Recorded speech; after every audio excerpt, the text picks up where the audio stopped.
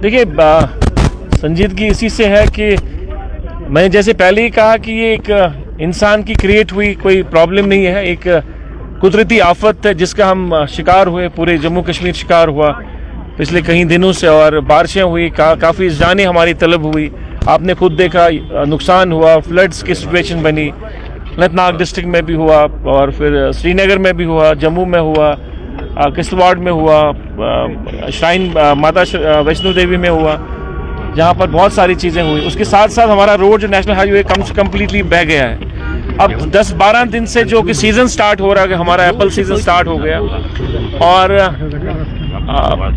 हमारी जो fruit laden trucks जो है वो इस हाईवे पे दरमंदा हुई है। मैं समझ सकता हूँ, उनके जज्बात को समझ सकता हूँ, वो पिछले 10-12 दिन से बड़े स्ट्रेस में है और अभी हमारा सीज़न स्टार्ट हो रहा है। अभी मतलब जो अर्ली वेराइटीज़ है जो वो तैयार हुई है और काफ़ी लोगों ने इन्वेस्ट किया होता है, बैंक लोन्स लिए होते हैं, कर्जा लिया होता है ताकि उनका फ्रूट जो है मंडियों तक पहुँचे और उनको अच्छे दाम मिले। अब वो परेशान है और मैं उनकी परेशानी को समझ सकता हूँ, जांच भी सकता हूँ। मैं उनमें ही हूँ, लोगों में ही हूँ, क्योंकि मैं भी एक फ्रूट ग्रोवर ही हूँ। जी, मैं उनके जज्बात को खवीज समझता हूँ।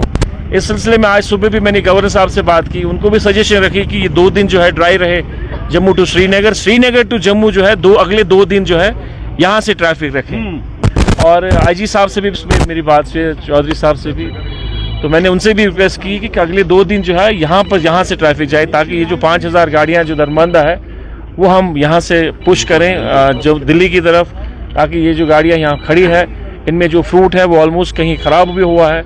अगर थोड़ी सी बच्ची कुछ चीज़ होगी, थोड़ा सा पैसा उनको मिल सकता है, अदरवाइज़ तो मोस्टली वो ख़राब हो चुका है। और 500-600 करोड़ की जो अभी तखमीना लगाया जाता है कि नुकसान हुआ है। देखिए, हमें पहले ही एक टूरिज़्म सेक्टर से हम लोग 2-4 हुए, काफ़ी नुकसान हुआ। आपको पता है पहलगाम में एपिसोड हुआ, उसके बाद किस तरह हमारी इकॉनमी ख़त्म हो गई। अब इस आफत, कुदरती आफत की वजह से जो हमारा रोड जो है बंद पड़ा है, हालांकि कोशिश हो रही है, मैं नहीं कहूँगा कोशिश नहीं हो रही, कोशिश हो रही है, पर अभी तक मुकम्मल तौर पर वो रोड खुला नहीं है।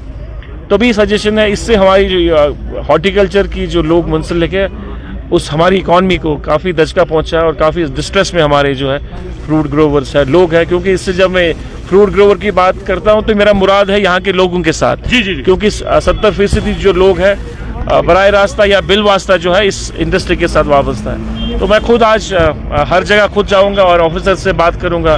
मेरा रामबन, मेरे कंसर्न जो डिप्टी कमिश्नर उनसे बात हुई, ट्रैफिक के जो आला ऑफिसर उनसे बात करूंगा और जो भी नेशनल हाईवे अथॉरिटी के जो कंसर्न ऑफिसर्स उनसे बात करूंगा।